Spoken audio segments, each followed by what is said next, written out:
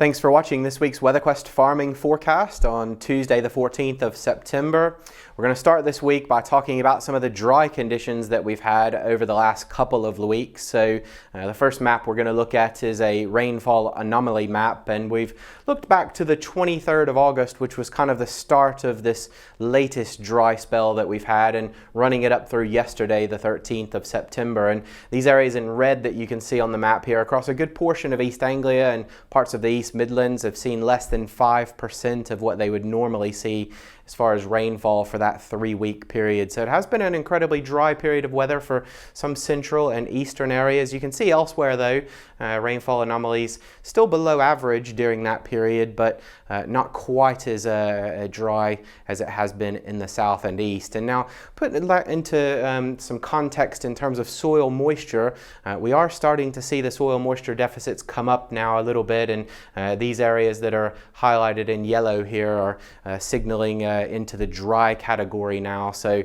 not a surprise really, late summer into early autumn, and seeing a dry spell of weather leading to these drier than average conditions in the soil. But things have changed. At time of recording, we are starting to see a little bit of rain. So I just wanted to start by showing you the radar estimated rainfall over that 3-week period we just talked about. And where you see the blues here, looking at the charts here, that's less than 5 millimeters of rain, and some places you can see the lighter blues showing almost no rain at all over that 3-week period. But contrast that with what we've seen so far today, Tuesday, recording the video.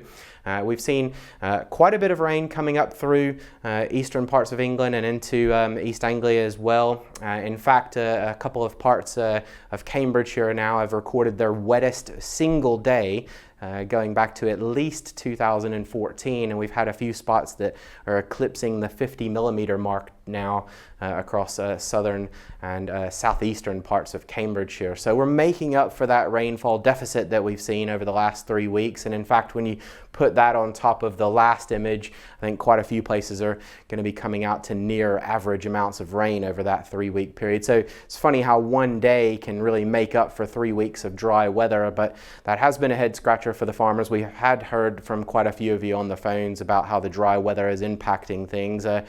Somewhat of a benefit with the end of the harvest going on, but as we say, don't want to get too far behind on rainfall as we go into the autumn and winter periods. So here's the jet stream chart starting from today. That weak little bit of jet stream there helping to form that low pressure that was bringing us rain on Tuesday. But then as we go through the end of the week, we get into this little ridge pattern here, so things will dry back out again. But towards the end of the sequence, that's towards this weekend, Saturday and Sunday, we see the jet stream becoming a little bit more active once again across the British Isles, and that will bring us a little bit of a chance of rain, which I'll get to in the graphics in just a moment. So I just wanted to run you through the sequence for Tuesday. Here's that heavy rain that's pushed across eastern areas today and moving off into the North Sea as we go through tonight. So things drying out as that area of low pressure gently drifts to the north and east through Tuesday and into Tuesday night. And so as we start Wednesday, we've got this low out in the southern North Sea. There's the rain that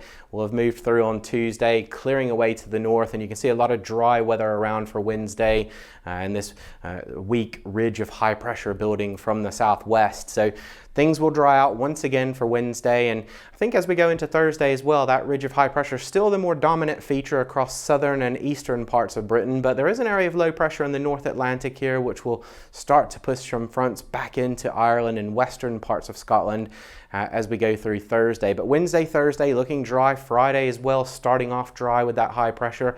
It will gently drift away to the east though as these fronts sort of creep in from the west, and starting to see a little bit more in the way of some rain perhaps coming into more central areas by the time we get to Friday. That front is going to weaken quite a lot as it moves eastwards, and this is a little shallow area of low pressure in here that's developing, but probably not enough to really keep that front going.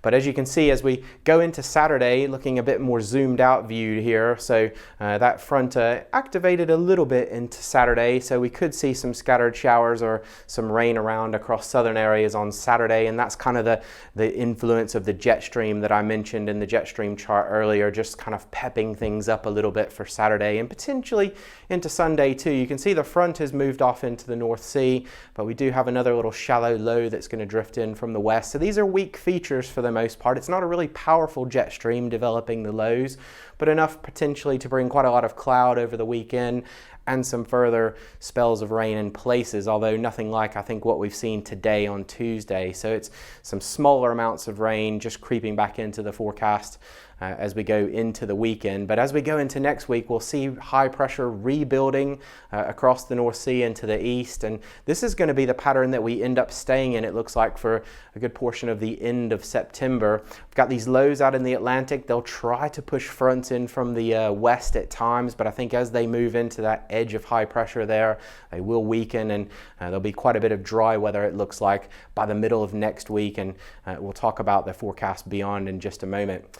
There is some uncertainty with all of this, though. We do still have some active tropical systems around, and that always adds a little bit of uncertainty this time of year to the medium and longer range weather forecast. So things can change, as you probably know from the last week or so, almost on a daily basis. And if you would like to speak to one of our weather forecasters to talk about that uncertainty and how the patterns may be changing, what the trend is, whether it's looking like each day is turning into something more unsettled or more settled, you can call us on 09065 777675. Speak directly to a trained weather forecaster. We answer that line between 6 a.m. and 6 p.m. 7 days a week. The calls are charged at £1.55 per minute plus network access charges. So here we go into the week 2 period, which takes us from Monday the 20th of September to Sunday the 26th of September, and this is showing the pressure anomaly during that 1 week period. And you can see that, broadly speaking, quite a lot of higher than average pressure expected across northern Europe as we go through that week 2 period of the forecast. What that'll do is it'll bring in a bit of a southeasterly feed of air into the UK, and you can see the low pressure still out in the Atlantic, but well away to the west, and it's unlikely to influence us that much as we go through the week 2 period. And because of that, I think we'll see rainfall figures probably near or slightly below average for the time of year across much of the United Kingdom. Could see a few showers here and there on a couple of days, or a weak front perhaps drifting in, but there's no sign of any significant rainfall during this period between the 20th and 26th of September. So overall, a largely drier and more settled picture again once we get past the coming weekend, where we said we might see a little bit of rain from those fronts. The other thing to mention is that with that southeasterly feed of air still into early September, so still bringing some warm air in from the continent, and it does look like that much of the British Isles will stay near or above average in terms of temperature through that period as well. Now, the week that straddles the end of September and into the first part of October, not a lot of change to that pressure anomaly chart. If anything, that high pressure building back to the west a little bit more strongly, and so that will continue to block any Atlantic systems from coming in on a more regular basis, and I think we'll continue to see that drier than average trend. In fact, the signal for that happening in week 3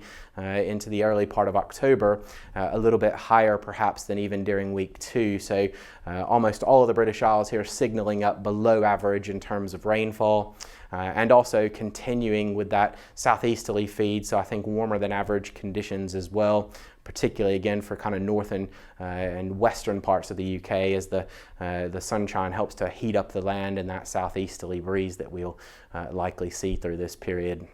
Now, taking that into the final week of the forecast period, where we're looking at high pressure still more dominant than anything else across much of northern Europe, and continuing that blocking pattern, it looks like, as we go into the first sort of full week of October, taking us up to the 10th of October here. A lot of dry weather across Europe as well, to be said here through the first week or so of October. Anomaly charts still looking drier than average for southeastern parts of the UK. Starting to see a little bit more of a signal for something a bit wetter further north, and encouraging signs there that some Atlantic air may start to feed back into the north and west towards the end of that period, perhaps bringing us into the chance of some rain if you're getting concerned about being drier than average. It does look like perhaps there could be something that changes towards the very end of the period, but still above average temperatures, and that's an interesting thing that I'll talk about over the next couple of slides. So I'd like to show these tables that show us the different areas across the UK here, and the chance of being showing dry versus wet over the next 28 days, and you can see that today, as we're recording, being signaled as that very wet day across much of the UK, but then after that, brown's dominating the chart for central and southern parts of the British Isles especially. Still a little bit wetter than average, maybe across, or not wetter than average, but still some wet weather potentially coming in at times into northwestern Scotland. But the bulk of that period towards the end of September and into the early part of October still being flagged up as drier than average, and the chance of getting quite a few dry days in there as well. And this is the other thing I was going to mention. We talked about temperatures staying above average as we go through the end of September and even into the early part of October. A lot of red on this chart. Contrast that with the chance of being below average through this period, and you can see there's very low chance of any below average weather or temperatures rather coming up through into the first week of October. So what this tells us really, if we kind of look at that signal of warmer than average and slightly cooler than average conditions, what we'll see is probably not much chance of any frost coming up, early season frost as we go into the early part of October. So if you're looking for that sort of first cold snap of the year, not really anything in that signal as we go into the first week of October at the moment. So to sum all of that up, today's widespread rain clearing away from eastern areas as we go through Tuesday night, and then high pressure becoming more dominant across much of the UK, particularly to the east, and that will block those frontal systems coming in off the Atlantic, and that should lead to some drier than average conditions, it looks like, as we go through the end of September and early October. And those temperatures, as we just mentioned, staying above average, no sign of any early season frost just yet. So thank you for watching this week's WeatherQuest farming forecast. If you'd like to get in touch, you can reach us at Facebook or Twitter on those two links there. You can always send us an email as well at info@weatherquest.co.uk. Thank you very much for watching, and we'll see you again next week.